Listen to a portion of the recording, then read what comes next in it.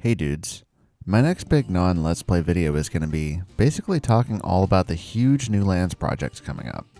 A few of the bigger channels have videos on them, but nobody's really hit all the hidden massive ones out there.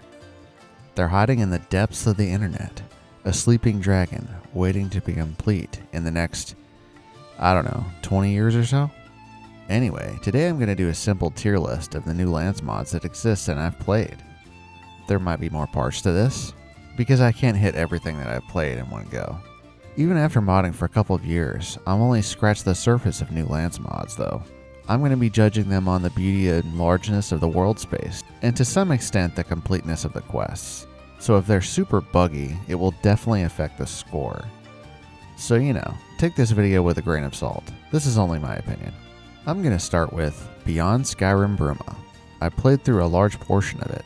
I can see the skills of the Cyrodiil team here. It's somewhat small, but a good mod. No coherent main quest, but lots to do. I'm very excited to see what they come up with in the future. And the Beyond Skyrim team takes up half of my upcoming list, to be honest. A tier. Beyondreach I've not finished, but I played a lot of. It's a large world space with lots of features. The people are multifaceted, the quests are in shades of gray. There are new creatures and huge Daedric influence. There's a lot to do, including side quests. This is essentially a DLC.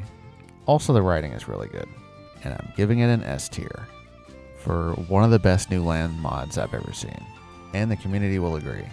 Nyhus, Folkstead, and Haafstead. I'm going to rate these together because they all kind of do the same thing in a different direction. They all kind of extend the Skyrim borders and add a small world space. They're all by the same guy. So it's an interesting idea, just adding a little bit of mass to Skyrim's world space. They're all about the same quality. That is to say, they feel like a decent add-on, but they're not huge, expansive quests like a lot of the others. The voice acting is kind of meh. The quests they add are okay. It's just like a little nice add-on to have. Some of the structures and tunnels and things like that are pretty cool, but there's no real overarching theme. I'm going to put it in the high C tier. Chanterelle. This was kind of hard to rate for me, and I'll tell you why. It comprises two gigantic world spaces, probably each around the size of Skyrim. I would say I both like and dislike Chanterelle for reasons. It's probably one of the most beautiful world spaces that I've ever seen. There are hundreds of areas and features to explore. If exploration and survival are your thing, this is the mod for you. Also, there's a lead-in from the island. On the flip side, there are a dozen humans in this massive world space, only a handful of which will actually talk to you. There aren't quests, though Kind's Hunt by J Serpa is a good add-on for it. There are lots of towers and small structures, and there's even a very cool, well-built city, but no people in it. Like somehow this mysterious world space with ancient civilizations, just nobody lives here. Which, if you love exploration, again, that's great. And the world space is awesome. Still, I gotta give it an S tier for style, beauty, and expansiveness, below Beyondreach. The island is a smallish world space where your goal is to survive and find a way off. It's well built, self-contained, is large-ish, and that I would rate highly. It also has a quest. It's good for exploration and survival, just like Chanterelle, and there's a way to lead from the island into Chanterelle. I would rate it a solid B tier. Summerset Isle. Okay, so George from Zero Period Productions took his videos down of Summerset for a reason. The mod author gets angry with any sort of criticism or discussion of his work. Doesn't like when people ESMify it for some reason, even though the number of references is bonkers. And there's a lot of stuff here. The world space is really well built, and I see that there is a large amount of quests and things to do. Maybe it's just me, but I honestly got the feeling that nobody wanted me to do quests for them. I kind of ran out of stuff to do. I mean, I've been playing Skyrim and RPGs in general for a long time, but I just kind of don't know what to do next. So I stopped playing it. And I think he's of this philosophy that older RPGs didn't hold you by the hand, which is true, but I'm almost 40 years old. I have a life. I remember in Morrowind when I was in college, any NPC I talked to, I had to read a novel and then just figure out where stuff was, and I didn't have things to point me exactly where I need to go. That's fine, but I just don't have the time to do that anymore. and maybe this nod's not for me. So I'm going to give this a C tier. Hestra's Nest is a creation by the Arcane University, which is somehow attached to the Beyond Skyrim team. I'm not exactly sure on the relationship. It's quirky, funny, and has a well-built world space. Cyrodiil did a little add-on to it that adds even more quests. It has a definite quest line on its own, things to do. The voice acting isn't the best, but Cyrodiil is also working on revoicing it. I would say it's on the level of the island, but a little bit better. B tier above the island. Assault on Valenwood. Okay, I have a kind of bias towards this that I'm going to try and ignore. There are a lot of cities, one of which is a tree city, which is pretty cool. The interior of the tree city is very well built. There are a few dungeons to explore. There are no quests, but there are a massive number of Thalmor to fight. Bring an army and a good processor. I had a lot of fun playing this mod. With the right trees and grass, it can look even better. It is a little flat, but I love how ambitious the mod is.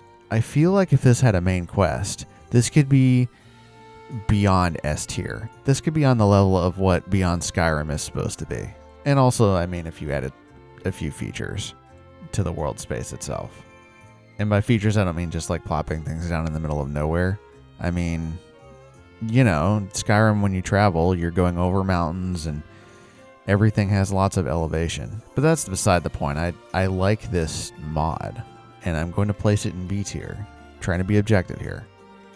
And still trying to be objective, Rigmor of Cyrodiil. I'm not here to talk about the quests, really. The Rigmor series has been kind of divisive in the community, but I like the writing if you go in knowing what you're getting yourself into. Rigmor of Cyrodiil has Cyrodiil, which is well built, except only 2 of the cities are actually fully realized. They're Imperial City and Braville. It also has a portion of Hammerfell, also good, and Roskria, which on the north half has a frozen wasteland, but on the southern part is a densely foliated area, and the transition between it is good. Like, I like it. All the world spaces are pretty densely populated with features, and it fits the narrative very well. On the whole, I like Rigmor of Cyrodiil's world spaces. I'm going to give it an A tier below the others. Skygerfall. This mod is extremely ambitious, on the level of Skywind or Skyblivion. To bring the world space of Iliac Bay to Skyrim with the main quest of The Elder Scrolls II Daggerfall. It was a fun mod to play, and the dungeons are top notch, completely different from Skyrim's dungeons and very reminiscent of the game that they came from. Completely original design. Although they were confusing, like mazes, had lots of elevators, but that is also reminiscent of the original game. That being said, the world space itself is kind of bare. If you could just get a grass cache and travel straight from Daggerfall to the dungeons, this would be an S tier mod. In fact, one of the reasons I'm thinking about getting into modding is to add features into this, because I really like this. And I get that the original game, TS Daggerfall, was in a different era, and this is kind of modeled after that. It was kind of bare also. You were just walking through a barren wilderness, and you'd see a tree every now and then. Everything was flat. You just be like, you rotate around and you'd be like, wow, that's the sprite of a tree. That's crazy. I do feel like trees, more NPCs, and maybe more quests could really help the project. And what's funny is, Summerset Isle is definitely a better world space, but I'm putting this above Summerset Isle. Hammerfell, Shadow of Dragonstar. You know what? The land for this mod is actually kind of beautiful. It has some new assets for buildings. It has a varied biome. It has a few surprises like a battle tower and huge trolls and rideable giant spiders. The world space itself is very believable. And that is all the good I have to say about this mod. I feel like I should do a full-length review of this mod someday, which I'm planning on doing eventually for all the mods I've played. You know, like I did on Agents of Righteous Might. I can cover all the bugs and how you get around them and etc. Agents of Righteous Might is a great mod, but there are bugs.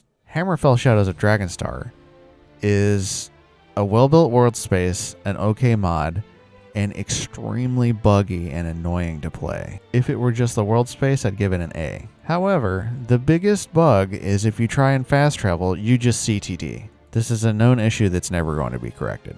Whereas Skygerfall makes me want to get into modding to make add-ons for this, Hammerfell Shadows of Dragonstar makes me want to stay away from modding.